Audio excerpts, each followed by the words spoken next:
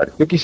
Yo quisiera comentar brevemente la brillante exposición de Octavio. Él dice que en la descripción que yo hice de la transición hacia formas abiertas de sociedad de América Latina, él no encontraba el caso de México. Y al describir el caso de México, en cierta forma, tengo la impresión que ha exonerado a México de lo que ha sido la tradición dictatorial latinoamericana.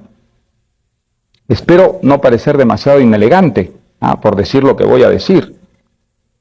Yo no creo que se pueda exonerar a México de esa tradición de dictaduras latinoamericanas.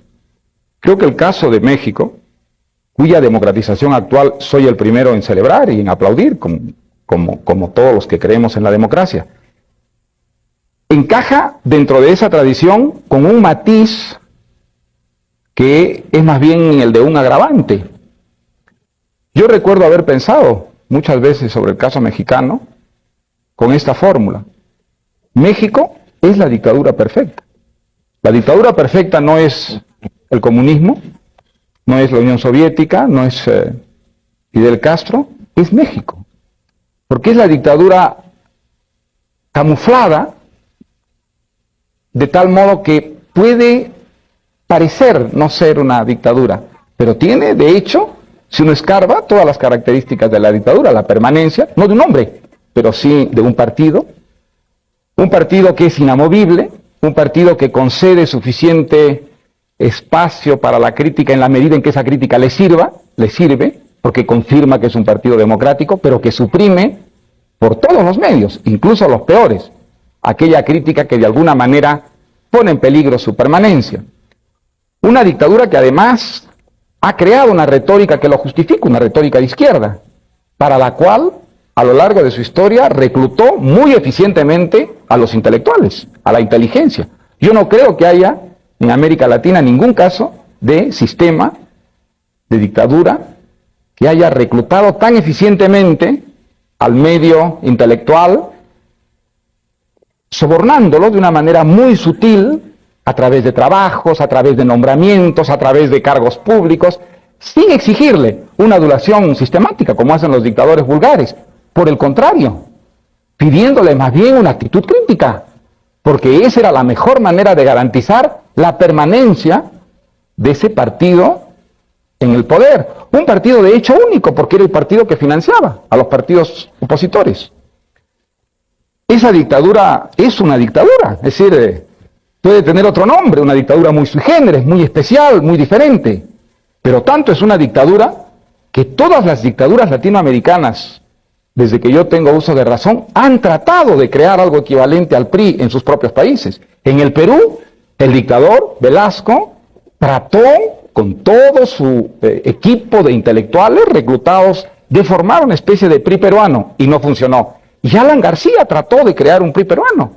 El intento de nacionalización de todo el sistema financiero fue hecho con la idea de crear un sistema semejante que garantizara ese tipo de permanencia que ante el resto del mundo pudiera ser camuflada, como ha sido el caso de la dictadura mexicana. Y me atrevo a decir también que no solamente en lo que se refiere a la permanencia del poder, a la falta de una genuina democracia interna, se puede hablar de una dictadura, en el caso tradicional de México, sino en que, al igual que las otras dictaduras latinoamericanas, fue incapaz de traer la justicia social.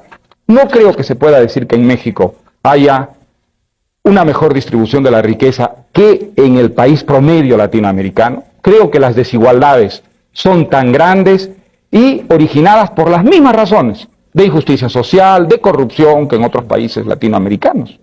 Entonces, la dictadura tuvo también, en el caso de México, las mismas consecuencias que tienen las otras dictaduras latinoamericanas.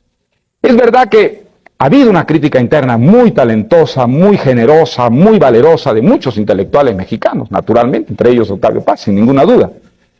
Pero creo que es muy importante también denunciar el caso mexicano, y espero que no se me considere pues como un mal invitado, por decirlo de esa manera, pero como esto se está democratizando y este país ahora se abre a la libertad, quiero ponerlo a prueba y quiero poder decirlo aquí abiertamente, porque eso lo he pensado yo desde la primera vez que vine a México, un país que por otra parte pues yo admiro y quiero tanto. Creo que es muy importante que también en el caso de México se diga que aquí se vivió y se ha vivido durante décadas con unos matices muy particulares, muy especiales, el fenómeno de la dictadura latinoamericana. La Revolución Mexicana tiene cosas admirables, sin ninguna duda. La más importante tal vez aquella que mencionó Octavio, la reivindicación de un pasado, la reivindicación de la tradición prehispánica que ha sido asumida con orgullo por el pueblo mexicano, como no ha sido asumida en otros países, por ejemplo en el mío. Eso es una indudablemente contribución muy positiva.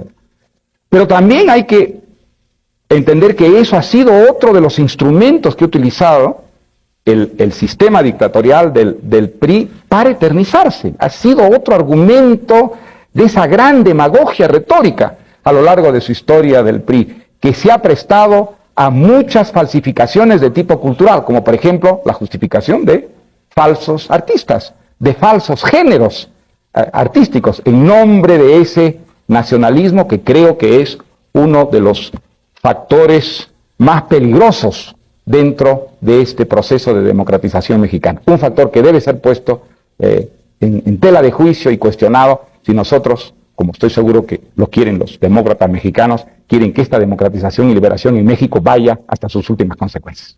Hay que agradecerle mucho a Vargas Llosa esta intervención valiente sobre la dictadura, o quizá habría que llamarla dictablanda. La dictablanda.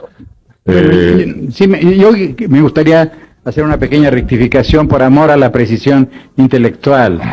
Yo hablé de sistema hegemónico de dominación, porque yo como escritor y como intelectual prefiero la precisión. No se puede hablar de dictadura. Mario Vargas Llosa habló de dictaduras militares. Así comenzó su intervención. En México, es un hecho, no ha habido dictaduras militares. Y agregué, pero sí hemos padecido la dominación hegemónica de un partido. Esto es una distinción fundamental y esencial.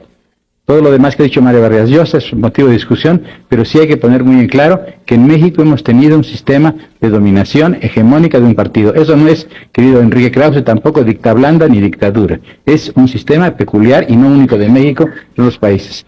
En primer lugar. En segundo lugar, quisiera decir esto para terminar, y es que en efecto, la lucha actual en México es la lucha por el pluralismo. Y debo decir que Mario Vargas Llosa fue uno de los mejores colaboradores cuando nosotros fundamos, hace muchos años ya, la revista Plural, que tendía justamente a eso, a introducir el pluralismo en el anómalo régimen mexicano.